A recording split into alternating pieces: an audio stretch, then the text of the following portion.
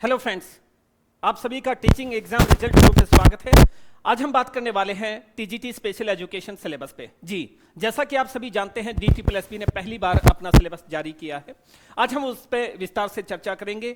ये हमारे लिए इसलिए भी इंपॉर्टेंट है क्योंकि हो सकता है कि आगामी जुलाई में यह परीक्षा हमारी आयोजित हो। बच्चों ने 2 बार जो है इसके लिए फॉर्म अप्लाई किया हुआ है और जल्दी ही जो है इसकी डेट हमें देखने को मिलेगी। सिलेबस क्या कुछ रहने वाला है उसको हम विस्तार से जानने का प्रयास करेंगे। सबसे इंपॉर्टेंट हमारा एक टॉपिक रहता है ह्यूमन ग्रोथ एंड डेवलपमेंट। जी, मानव वृद्धि एवं विकास, और ये सबसे इंपॉर्टेंट टॉपिक है, सबसे ज्यादा एरिया कवर करने वाला है हमारा। इसमें हमारे लिए जो इंपॉर्टेंट रहेगा वो रहेंगी अप्रोचेस टू ह्यूमन डेवलपमेंट। कौन कौन से उपागम है जो हमारे ह्यूमन डेवलपमेंट से जुड़े हैं, थ्योरीज कौन सी हैं, इसके अलावा हमारी स्टेजेस कौन सी हैं, और उस स्टेजेस में न सिर्फ हमें ये पता होना चाहिए कि किस वर्ष तक होती हैं, बल्कि उसमें होने वाले हमारे कॉग्निटिव डेवलपमेंट, उसमें लैंग्वेज डेवलपमेंट, उसमें हमारा डेवलपमेंट, सोशल डेवलपमेंट, हर तरह का विकास का पहलू शामिल होगा। तो ये आपके लिए काफी इंपॉर्टेंट रहेगा। इसके अलावा हम बात करने वाले हैं कंटेम्प्रेरी इंडिया एंड एजुकेशन, यानी जो हमारा समकालीन भारत और उसमें जो हमारी शिक्षा आगे बढ़ी है वो हमारे लिए इंपॉर्टेंट रहेगी। अब तक ये माना जाता था कि यहां से शायद क्वेश्चन पूछे ना पूछे, लेकिन अब की बार उन्होंने यहां क्लियर कर दिया से आपसे क्वेश्चन पूछने वाला है। इसमें यहां पर फिलोसफिकल फाउंडेशन ऑफ एजुकेशन, यानी जो शिक्षा के दर्शन शास्त्रीय आधार क्या है वो आपसे पूछे जा सकते हैं। इसमें आपने पढ़ा होगा हमारा एक आदर्शवाद है, यथार्थवाद है, प्रकृतिवाद है, या प्रयोजनवाद है, अस्तित्ववाद, यानी आपने बहुत सारी अप्रोचेस पढ़ी हैं जो फिलोसफिकल अप्रोचेस टू एजुकेशन की हम बात करें, जिसमें हमारा आइडियलिज्म है, रियलिज्म है, नेचुरलिज्म, प्रैग्मेटिज्म, एग्जिस्टेंशियलिज्म, ह्यूमनिज्म। इसके अलावा अंडरस्टैंडिंग डाइवर्सिटी। आप सभी जानते हैं कि हमारे अंदर क्या बहुत सारी विभिन्नताएं हैं, उन विभिन्नताओं का हमें पता होना चाहिए, इस पर हमारे से क्वेश्चन पूछा जाएगा। इसके अलावा जो कंटेम्प्रेरी इश्यूज रहे हमारी शिक्षा में और उससे संबंधित जो भी जानकारी है यहां पर पूछी जा सकती हैं। सबसे इंपॉर्टेंट रहने वाला है एजुकेशन कमीशंस, और यहां पर जो हमारी पॉलिसीज, जैसे फॉर एग्जांपल अभी आपने NEP 2020 देखा, तो यह हमारे लिए इंपॉर्टेंट हो जाती है कि यहां से वो क्वेश्चन पुट करे। आगे बात करते हैं जी यहां पर issues and trends in education, जो भी हमारे इश्यूज मुद्दे रहे हैं। आगे जो हमारे लिए साइकोलॉजी के टॉपिक इंपॉर्टेंट बनेंगे उसमें रहेगा ह्यूमन लर्निंग एंड इंटेलिजेंस, यानी सीखना हर तरह से हमारे लिए एक इंपॉर्टेंट टॉपिक है। और इसमें आने वाले जितने भी सिद्धांत हैं, चाहे वो हमारा इवान पावलोव का क्लासिकल कंडीशनिंग है, चाहे स्किनर का ऑपरेंट कंडीशनिंग है, चाहे बेंडूरा की हमारी सोशल लर्निंग है, इसके अलावा भी बहुत सारे यहाँ पर इनसाइट थ्योरी के बारे में आपने पढ़ा होगा, तो वो सभी हमारे यहाँ पर इंपॉर्टेंट रहेंगे। इंटेलिजेंस की यहाँ पर बात की जाए तो इंटेलिजेंस का यहां पर मीनिंग क्या है, नेचर क्या है, उसकी डेफिनेशन क्या हो सकती है, इसमें कौन कौन सी थ्योरीज हैं वो हमारे लिए इंपॉर्टेंट रहेंगी। जैसे स्पीयरमैन का सिद्धांत पूछा जा सकता है, थ्रस्टन के बारे में बात कर सकता है। सबसे इंपॉर्टेंट रहता है हॉवर्ड गार्डनर, तो यहां पर गार्डनर के सिद्धांत के बारे में आपसे पूछा जा सकता है। इसके अलावा हम स्टर्नबर्ग की बात कर सकते हैं। इसके अलावा भी बहुत सारे हमारे यहां पर सिद्धांत हैं जो इंटेलिजेंस से जुड़े हैं। और सबसे इंपॉर्टेंट रहता है इंटेलिजेंस टेस्ट, जिस पे आगे हम विस्तार से बात भी करने वाले हैं कि बुद्धि के कौन कौन से परीक्षण हैं। इसके अलावा यहां पर motivation, learning process and motivation. देखिए हमारे लिए अभिप्रेरण, टीचिंग लाइन में जब हम बात करते हैं तो 3 टॉपिक मैं मानता हूं कि सबसे इंपॉर्टेंट, 4-5 टॉपिक कर लें तो और बेहतर होगा, वरना 3 तो आप कर लें, जिसमें एक लर्निंग, इंटेलिजेंस और मोटिवेशन। इसके अलावा हम बात करें इसमें असेसमेंट एंड स्कूल सिस्टम, यहां पर इसके बारे में हमें जानकारी होनी चाहिए। आगे हमें पता होना चाहिए पेडागोजी के बारे में। देखिए पेडागोजी क्या है, वे ऑफ टीचिंग, यानी आपको स्पेशल एजुकेशन में यदि जाना है तो कुछ खास विषयों की पेडागोजी भी आपको पता होनी चाहिए। ऐसा तो है नहीं कि वहां पर प्रत्येक विषय के लिए अलग से जो है स्पेशल एजुकेटर होंगे। यहां पर हो सकता है कि आप ही से जो है उस तरह के क्वेश्चन पुट किए जाएं, जैसे पेडागोजी ऑफ टीचिंग साइंस है और pedagogy of teaching social science यहां पर पूछा जा सकता है, या पेडागोजी ऑफ टीचिंग हिंदी, जिसमें आपसे इस तरह के क्वेश्चन पूछे जा सकते हैं। स्पेशली अगर मैं बात करूं तो लेसन प्लान पे आपसे क्वेश्चन जरूर पूछेगा। आगे बात करें पेडागोजी ऑफ टीचिंग इंग्लिश, यानी यहां पर इंग्लिश को कैसे पढ़ाया जाए इसके बारे में क्वेश्चन आपसे पूछे जा सकते हैं। और इसमें इसके बाद सबसे इंपॉर्टेंट एक टॉपिक आजकल देखने को मिलता है वो है इंक्लूसिव एजुकेशन, क्योंकि आप सभी जानते हैं कि अब हमारी शिक्षा एकीकृत शिक्षा नहीं है बल्कि समावेशी शिक्षा है। और इस समावेशी शिक्षा में सभी बच्चों को एक ही छत के नीचे शिक्षा मुहैया करवानी है, यानी सभी को एक साथ जो है शिक्षा प्रोवाइड करनी है। अब ऐसे में आपको विशेष बच्चों के बारे में भी जानकारी होनी चाहिए और सामान्य बच्चों के बारे में भी जानकारी होनी चाहिए। अब यहां पर इंक्लूसिव एजुकेशन में यदि हम बात करें तो उस समय उसमें हमारा करिकुलम कैसा होगा, इंक्लूसिव एजुकेशन की डेफिनेशन क्या हो सकती है, कौन कौन से चैलेंज हमारे सामने आ सकते हैं, किस तरह से उनका असेसमेंट और इवैल्यूएशन किया जाए, एक क्लासरूम में इतनी डाइवर्सिटी होगी तो किस तरह से बच्चों के साथ डील किया जाए, ये सभी जो है हमारे लिए इंपॉर्टेंट एस्पेक्ट रहेंगे। फिर हमारे लिए इंपॉर्टेंट रहता है इंक्लूसिव एजुकेशन में कि समावेशी शिक्षा पर ह्यूमन राइट कमीशन, यानी ह्यूमन राइट हमारा 1948 क्या कहता है, कोठारी कमीशन क्या कहता है इसमें, और नेशनल एजुकेशन पॉलिसी 68 ने इसके बारे में क्या राय दी। वहीं पे हम बात करें जो हमारा पीओए प्रोग्राम ऑफ एक्शन की बात करें जो 1992 में आया, जिसको हम सब्स्टिट्यूट ही मानते हैं 1986 का, इसने इस पर क्या विचार दिया। इसके अलावा हमारा जो आरसीआई जो हमारा 1992 में एग्जिस्टेंस में देखने को मिला, जिसने पहली बार पीडब्ल्यूडी एक्ट जो है 1995 में दिया, उसमें इंक्लूसिव एजुकेशन के बारे में क्या बातचीत की गई, एसएसए में क्या बात हुई, रमसा में, आरटी एक्ट में या आरपीडब्ल्यूडी एक्ट 2016 जो हमारा लेटेस्ट है इसमें इंक्लूसिव एजुकेशन के बारे में क्या प्रावधान किए गए हैं। तो यहां से आपके लिए क्वेश्चन हो सकते हैं। इनमें सबसे ज्यादा जो क्वेश्चन बनने वाले हैं वो आपके आरपीडब्ल्यूडी एक्ट से बनेंगे, जिसमें हमने 21 डिसेबिलिटीज को शामिल किया है। अब जैसे जैसे हम आगे बढ़ेंगे हम इन 21 डिसेबिलिटीज को जानने का प्रयास करेंगे कि इनमें से कौन सी हमारे लिए इंपॉर्टेंट हो सकती है। देखिए, अगर देखा जाए जो हमारे प्रीवियस एग्जाम हुए हैं उसमें सभी इन 21 पर बात की गई है, लेकिन फिर भी हमारे जो मुख्यतः कोर्स जो चल रहे हैं या ज्यादातर इस डिसेबिलिटी का ग्रुप देखा जाता है, वो ऐसा नहीं है कि 21 के सभी आते हैं, उसमें से कुछ हमारे काफी इंपॉर्टेंट हैं, काफी हमारे लिए मायने रखते हैं, उसी पर हम बात करेंगे। इंट्रोडक्शन टू सेंसरी डिसेबिलिटीज, जैसे सेंसरी डिसेबिलिटीज, और सेंसरी में भी मैंने कहा कि दो हमारी इंपॉर्टेंट होगी, एक हियरिंग इंपेयरमेंट और दूसरी हमारी कौन सी, विजुअल इंपेयरमेंट। तो यहां से क्वेश्चन हमारे लिए बन सकता है हियरिंग इंपेयरमेंट पे और विजुअल इंपेयरमेंट। हियरिंग इंपेयरमेंट क्या है इसके बारे में पूछ सकता है, इसकी टाइप्स के बारे में पूछ सकता है, इसकी कैरेक्टरिस्टिक्स के बारे में पूछ सकता है, उसी तरह से विजुअल इंपेयरमेंट के बारे में भी क्वेश्चन पुट किए जा सकते हैं। तो ये हमारे लिए इंपॉर्टेंट विषय रहेगा। फिर आगे यहां पर और डिटेल से हियरिंग लॉस के बारे में, हार्ड ऑफ हियरिंग के बारे में आपको पता होना चाहिए। आगे साइन लैंग्वेज की भी हम बात करेंगे, उसी तरह से आपको किसका, विजुअल इंपेयरमेंट का भी पता होना चाहिए कि यहां पर जो हमारा देखने का प्रोसेस है वो किस तरह से घटित होता है। फिर यहाँ पर ब्लाइंडनेस में या लो विजन में क्या डिफरेंसेस हो सकते हैं, और इसको हम यदि टेक्निकल असेस करना चाहें तो किस तरह से किया जा सकता है। फिर यहाँ पर कौन कौन से कारक हैं जो विजुअल इंपेयरमेंट को प्रभावित करते हैं। समावेशी कक्षा में शामिल करने के लिए हमें कौन सी स्ट्रेटजी इन बच्चों के साथ अपनानी चाहिए, यानी इसकी एजुकेशन इम्प्लीकेशन क्या हो सकती है, effects of blindness primary and secondary selective educational placement में। तो ये सारा आपके लिए इंपॉर्टेंट रहेगा। इसके बाद हम बात करेंगे न्यूरो डेवलपमेंटल डिसेबिलिटीज, यानी हमारे न्यूरॉन से संबंधित विकार हैं। अगर आप डिटेल में इसके बारे में जानना चाहते हैं तो आप हमारे साथ जुड़ सकते हैं, और जो हमारी फ्री क्लासेस हैं यूट्यूब पे उनको भी देख सकते हैं। देखिए, हमें यह पता होना चाहिए न्यूरो डेवलपमेंटल डिसेबिलिटीज में लगभग हमारी 10 और 10 से ज्यादा जो है न्यूरो डेवलपमेंटल डिसेबिलिटीज शामिल होती हैं, लेकिन उनमें से कुछ ऐसी हैं जो हमारे लिए इंपॉर्टेंट हो जाती हैं। जैसे अगर मैं बात करूं यहां पर जो हमारा इंटेलेक्चुअल डिसेबिलिटी है वो भी डेवलपमेंटल डिसेबिलिटी में आता है, या मैं बात करूं एडीएचडी है वो भी हमारा डेवलपमेंटल डिसेबिलिटी में आता है। ऑटिज्म स्पेक्ट्रम डिसऑर्डर की बात करें हम, वो भी हमारा डेवलपमेंटल डिसेबिलिटी में आता है। लर्निंग डिसेबिलिटी की बात करें वो भी हमारा डेवलपमेंटल डिसेबिलिटीज में आता है। तो ये हमें पता होना चाहिए कि यहां पर न्यूरो डेवलपमेंटल डिसेबिलिटीज क्या है, फिर यहां पर इसकी डेफिनेशन क्या हो सकती है, टाइप्स क्या हो सकती हैं, इसको असेस करने के टूल्स क्या हो सकते हैं। तो ये सारी चीजें हमें पता होनी चाहिए।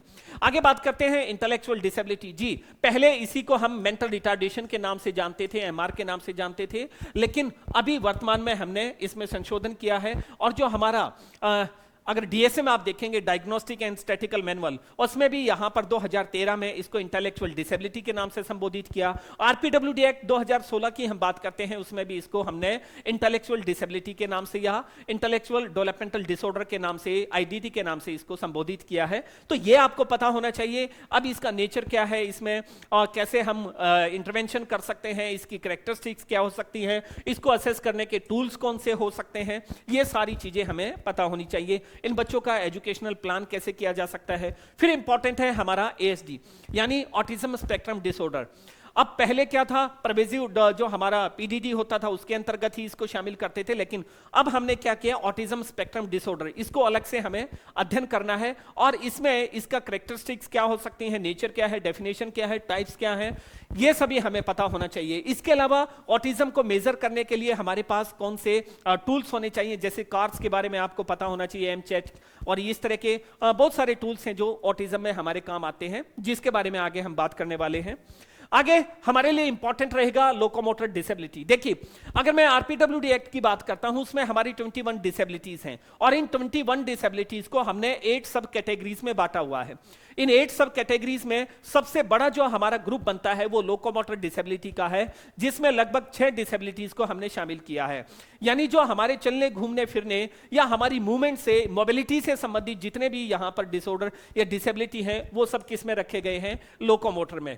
तो यहां पर लोकोमोटर से संबंधित जैसे सीपी को उसमें रखा गया है, एसिड अटैक को उसमें रखा गया है, ड्वार्फिज्म को उसमें रखा, फिर हमारा जो मस्कुलर डिस्ट्रॉफी है उसको उसमें रखा गया है, खुद लोकोमोटर उसी का पार्ट है। तो यहां पर हमें यह पता होना चाहिए सीपी क्या है। सीपी के बारे में पहले भी क्वेश्चन आए हैं, इवन यहां पर न सिर्फ सीपी के बारे में पूछेगा बल्कि उसकी कैरेक्टरिस्टिक्स हैं, उसकी टाइप्स हमारे लिए इंपॉर्टेंट हो जाती हैं। डिफरेंशियल डायग्नोज के बारे में पूछ सकता है, उसका डायग्नोसिस कैसे होता है उसके बारे में, ट्रीटमेंट क्या हो सकता है, इसका रिहेबिलिटेशन कैसे करवाया जाए, यहां पर क्वेश्चन पूछे जा सकते हैं। फिर जी हमारा इंपॉर्टेंट एक टॉपिक रहता है गाइडेंस एंड काउंसलिंग।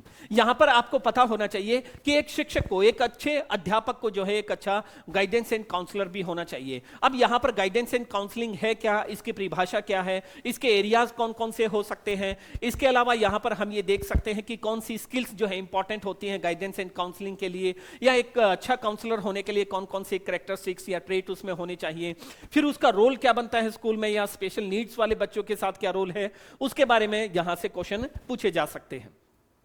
फिर पहली बार या मैं कहूं कि एक नया विषय हमारा जुड़ा है। जैसा कि आप सभी जानते हैं कि अब की बार जो है हमने 3 से 6 साल वाले बच्चों को भी अपने स्कूलों में जगह दी है। पहले यह माना जाता था कि राज्य सरकार या माता पिता की उनकी जिम्मेदारी है, लेकिन पहली बार हमने ये अनुभव किया है कि नहीं, उन बच्चों को भी जो है हमारे जो नियमित विद्यालय है उसमें शामिल किया जाए। अब ऐसे में क्या हुआ कि हमारी responsibility, role and responsibility of a teacher यहां पर अगर बात की जाए वो बढ़ जाती है, और इसमें हमें पता होना चाहिए early childhood care and education के बारे में। अब यहां से अगर मैं बात करूं, इग्नू स्पेशल अपना एक डिप्लोमा भी इसमें करवाता है। इससे पहले यदि बात करें तो एनटीटी के माध्यम से भी बच्चे इसके बारे में बहुत कुछ जानते थे, लेकिन यहां पर अब की बार जो है स्पेशली पूरा, इसमें से कुछ मैंने मुख्य इंपॉर्टेंट पॉइंट लिए हैं, वरना पूरा आप देख सकते हैं कि काफी लंबा चौड़ा कंटेंट इसमें शामिल किया गया है।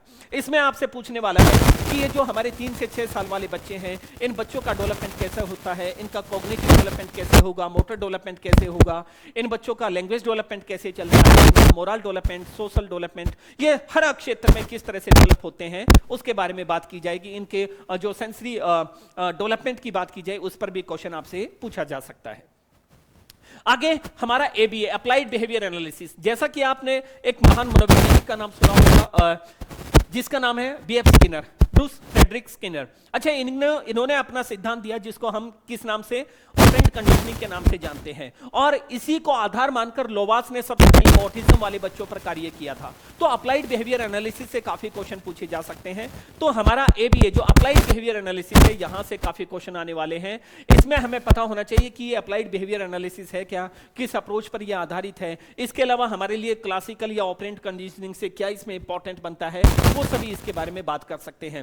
फिर यहां पर हमें पता होना चाहिए, यदि आपने आईडी में अपना डीएड या बीएड किया है तो आपको शायद पता भी हो, उसमें हम एक बिहेवियर मॉडिफिकेशन प्रोग्राम हमारा होता है बीएमपी के नाम से जिसको जानते हैं। उस बीएमपी में हम यही करते हैं कि जी एबीए हम अपना बनाकर लाते हैं किसी भी बच्चे के बारे में, अप्लाइड बिहेवियर एनालिसिस उसका करते हैं कि किसी स्थिति जो भी घटित हुआ है, बच्चे में कोई भी ऐसा ओड बिहेवियर या बच्चे में कोई भी प्रॉब्लमेटिक बिहेवियर है, तो उसको असेस करने का सही तरीका क्या है कि वो व्यवहार घटित होने से पहले क्या हुआ था, घटित होने के दौरान क्या हुआ और उसके बाद क्या हुआ। इन तीनों को जो है हम एबीए में शामिल करते हैं और तभी जो है हम उसके लिए ठीक से एक प्रोग्राम अपना जारी कर सकते हैं। आगे हमारा सीबीआर इंपॉर्टेंट है, कम्युनिटी बेस्ड रिहेबिलिटेशन। यहां से भी हमारे क्वेश्चन बनते हैं, इसका डेफिनेशन पूछा जा सकता है इसका, और इसके अलावा जो है इसकी इंपॉर्टेंस के बारे में बात की जा सकती है। फिर हमारे लिए इंपॉर्टेंट होता है क्या, आईसीटी यानी इंफॉर्मेशन कम्युनिकेशन एंड टेक्नोलॉजी। तो यहां पर हमारा आईसीटी हमारे लिए इंपॉर्टेंट रोल प्ले करेगा। और जैसा कि आप सभी जानते हैं कि अब की हमारी जो कक्षाएं हैं वो ट्रेडिशनल नहीं रही, आधुनिक कक्षाएं हैं, और आधुनिक कक्षाओं में सभी बच्चों को हम शामिल करते हैं और वो आईसीटी के लाभ से जो है और ज्यादा बेहतर ढंग से सीख सकते हैं। क्यों? क्योंकि ये मल्टी सेंसरी अप्रोच को शामिल करता है। पहले जो हमारे ट्रेडिशनल क्लासरूम होते थे उसमें सिर्फ वहां पर जो है वो एक तरह से देखने या सुनने का काम करते थे, लेकिन आईसीटी के माध्यम से हम और भी उसका सेंसरी इनपुट वहां पर करवा सकते हैं। इसके अलावा यहां पर हमें पता होना चाहिए आईसीटी के मायने क्या है, इसकी इंपॉर्टेंस क्या हो सकती है, स्कोप क्या है, क्लासरूम में किस तरह से हम इसको अप्लाई कर सकते हैं, किस तरह से हमारे क्लासरूम को इफेक्टिव बना सकता है और बच्चों को किस तरह से नॉलेज देने में सहायक हो सकता है, इस सब पर जो है चर्चा की जाएगी। हालांकि आईसीटी के बारे में बात की जाए तो काफी विस्तृत जो है कंटेंट इन्होंने शामिल किए थे, कुछ मुख्य मैंने आपके सामने रखे। आगे हमारा एक क्वेश्चन रहता है सोशलाइजेशन की बात करें या हम बात करें जेंडर एंड डिसेबिलिटी। जैसा कि मनोवैज्ञानिकों की बात की जाए तो वो ये मानते हैं कि जो हमारी डिसेबिलिटी है वो सोशल सामाजिक रूप से संरक्षित है। क्यों? क्योंकि समाज ने उसको डिसेबिलिटी मान लिया।